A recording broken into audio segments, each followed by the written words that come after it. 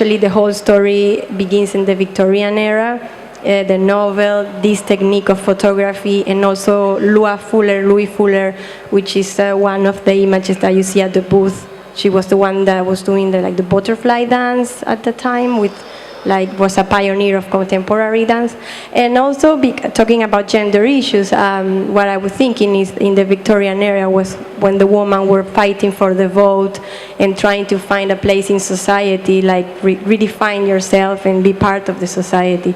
So it's like a historic coincidence, but in a way it kind of makes sense of the whole project. Well, now we're going to hear a bit about Ana Luiza Dias Batista's project. Ana Luiza is from São Paulo, and for the solo projects, she decided to.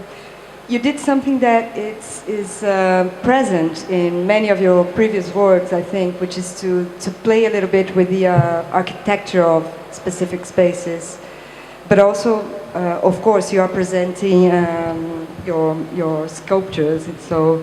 Ana Luiza hired extra tables, like exactly the ones that have been hired for the fair, and she occupied the booth. She created a kind of a different architecture for the booth, using the tables as plinths for each individual sculpture. So you have these two movements here. Like one is playing with architecture, and on the other hand, something that you also do a lot, which is to kind of subvert everyday objects and give them a bit of a twist. Yeah, somehow I always have to at least acknowledge the context, even in the case of what I decided to do here, which was to bring some of my previous works. I always have to have some operation that reveals that I have seen the context, that I have paid attention to all that is given to the context. So what I did is the gallery rented these extra tables, which are exactly the same tables that are in the other booths, and I made these, I positioned them in this very grid-like regular distribution. And they function as pedestals for the works. Sometimes they function as traditional pedestals, and some other times the original functions of the tables and chairs are brought back. So, for example, in the second row, the work on the right, we can see it in the picture, but it's called Crumbs, and it's a representation of breadcrumbs. I hired a food mock-up artist to produce these breadcrumbs, and she did them by molding actual crumbs and then taking them in polyurethane and hand painting them. And so they look exactly like ordinary crumbs, except that I had she making two identical sets of these crumbs, and they are at the table mirroring each other. And so if you just pass by without paying attention, what you see is breadcrumbs that could have been left there by someone who ate at the tables. But then if you look again, you're gonna see that there are two identical sets facing each other. Another work that also brings back the table's original function is none of those two. I'll talk about this one later. But then the one on the opposite side, the second row, the first work on the left, sorry, it's called Icebergs. And there are two piles of coins. They're ordinary coins. But between the coins, there are discs of magnets. And those discs of magnets keeps the pile together. And the pile is on the table, and it continues. And I don't know if you can see it in the picture, but maybe, yeah. The piles continue under the table. That's why they're called icebergs. And so not only the table itself, the idea of under the table, and but there is an allusion to the situation of the fair, of the art fair, in this work. And then behind this one, in the third row, the first one on the left, what you have is there are two chairs, but there isn't any table. The table is absent. The chairs, they mirror another table, which is the first one on the right in this third row. I'm sorry about that, but it's kind of important. There's a kind of a game between the positions of the tables. But then this situation with the two chairs on the left, they mirror the situation on the right. And on the right, what you see is my gallery's table. And so there is one of the tables which is working exactly as it was supposed to be, and exactly as in any other of the booths in the fair. And in these two chairs, what you see are suits, they are jackets done in interlining, which is a material used in tailoring, and it looks like a paper. It's a material which is an intermediate between paper and fabric. And so you have the suits, and they are leaning there as gallery suits leaning on chairs by gallery tables. And there's another element to those suits, which is paper clips. So these paper clips on the suit on the left, they're keeping the sleeves together, like that. And then on the right, the paper clip appears again, but now it's set in the pocket as representing a pen or something like that. So there's a suggestion of negotiation between the two tables, except that the paper clip is working precisely as it should on the chair on the left, and on the other chair, it's representing something else. So going back to the gallery's table, it is somehow camouflaged in the booth, and camouflage is also a strategy in another of the works, which is this one. In this work, what I did is I bought these marbles. The work is called Marbled, and I bought these marbles, and I hired a person to make marbled paper based on the pattern of the marbles. So the marbled paper imitates the marbles, and so both the marbles and the marbled paper are somehow camouflaged, and somehow you don't know which one came first, if I had the marbles done after the pattern of the marbled paper or the other way around. And there's also the idea that the marbles can roll around and just bring the paint to create new designs on the paper.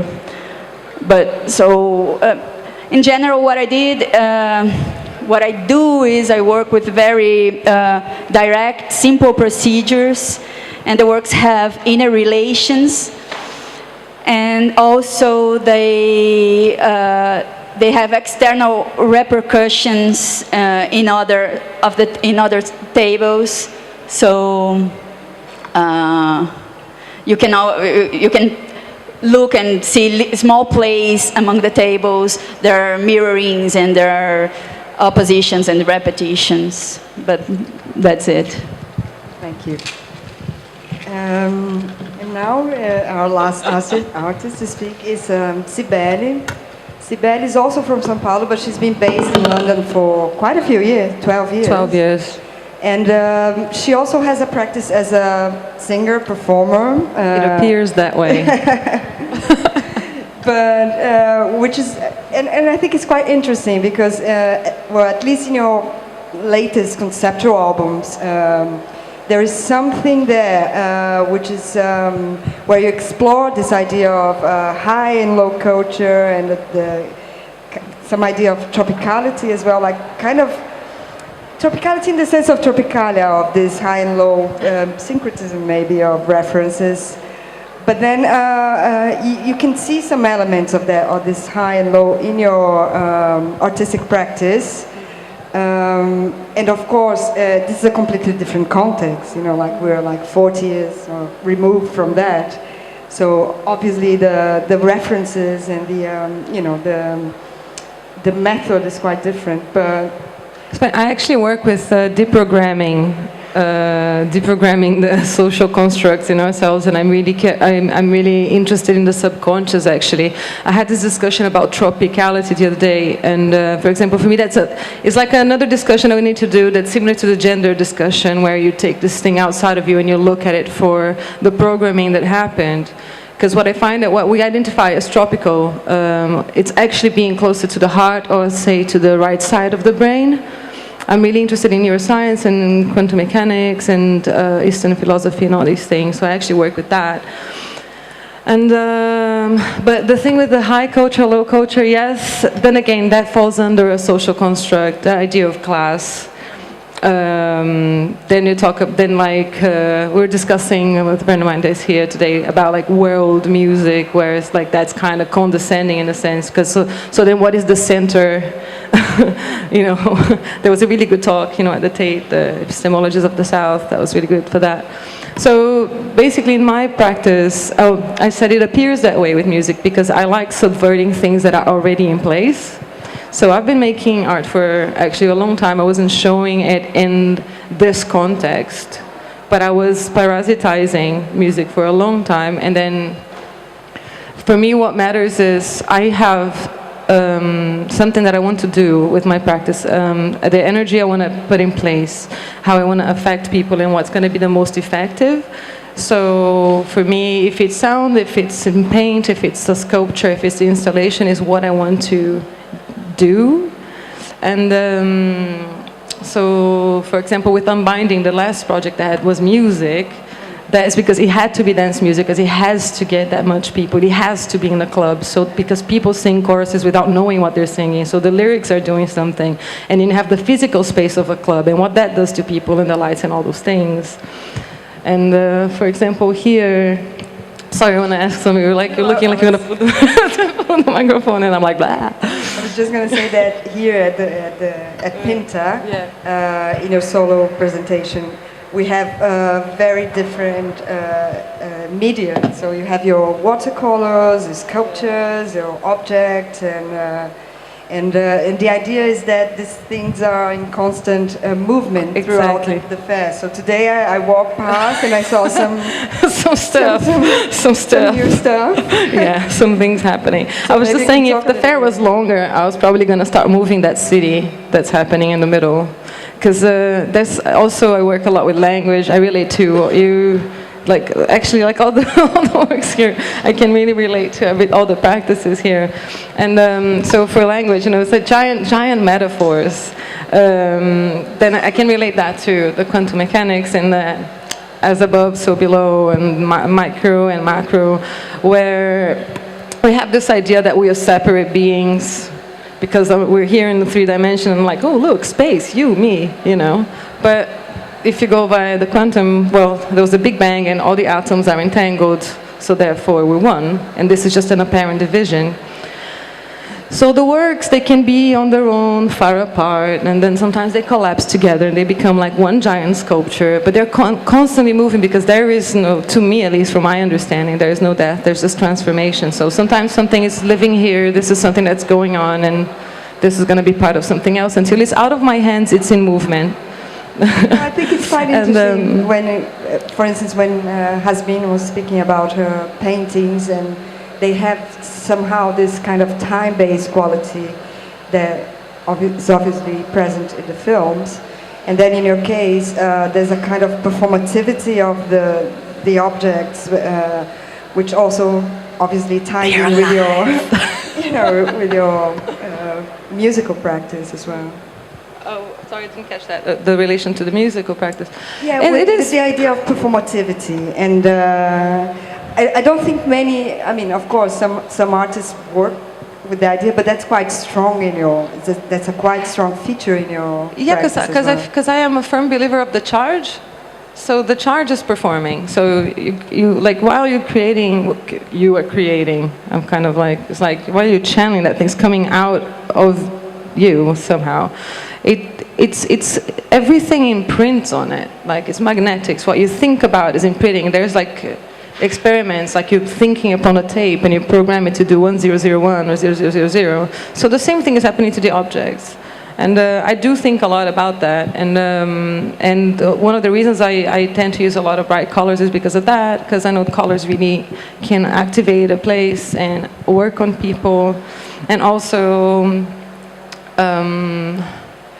that thing of it gets immediately attached to being tropical, but for me that's like it's just being close to the heat in you, close to your body, close to your heart. Because if you look a little bit at society, and when you talk about northern hemisphere, then you kind of have this cold posture and quite a lot of like rational mind going, whereas the southern state of mind, or the closest to the heat, would be like passion, and you do things, it comes out from you. So yeah, so the things perform with that imprinted on, and while I'm working, I don't sit before and go like, oh yeah, I'm gonna do that. It's gonna be this.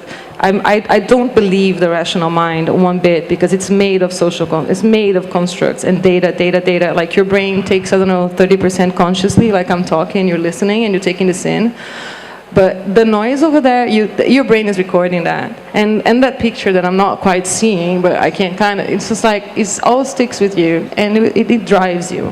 So I want to make sure I tap into behind my mind and what's happening over there, so I can bring that out, get to know the subconscious, and that connects myself to everybody's subconscious, so therefore I get to know me, get to know everyone, and be in a...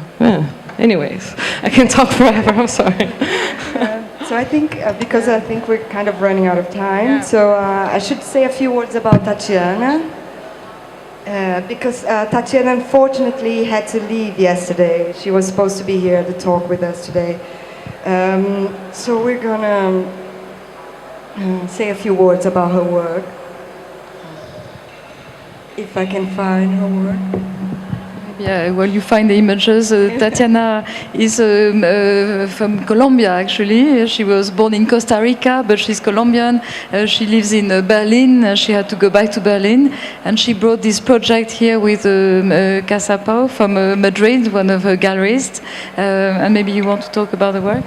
Yeah, I mean, this project is quite recent. And Tatiana is actually most well known as a sculptor for her sculptural pieces.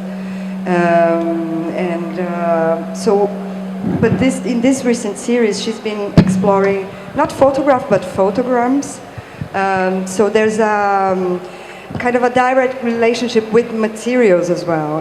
When she was speaking about it to us a few days ago, she was saying that to her there's this important material side to the work, because this series, for instance. When she decided to work with photograms, her idea was to do something very distinct from the most well-known photograms in art history, which are like Man Ray, the kind of very black and white type of images. And here, her idea was to create this kind of depth to the picture. And these are quite big scale works. I don't know if you've been to the booth, but they're quite, the size of this paper is, they're almost like, I don't know, 2 meters tall, or even more than that. And she does that in a dark studio, of course, because you have to, she doesn't have complete control of the results of this. And in this case, she used this net. She made a series of pictures using this big net that she was positioning in the dark in the studio, and more or less controlling the color on the background. But obviously, there's no, it's impossible to have total control. And so her idea was also like to create this kind of grid, but it's also a very kind of organic grid, if you will. And then there's this other series in which she used broken neon. So this is all broken neon glass, and what she used originally, like she went to to a shop to ask for the leftovers from this neon shop, and these were all signs.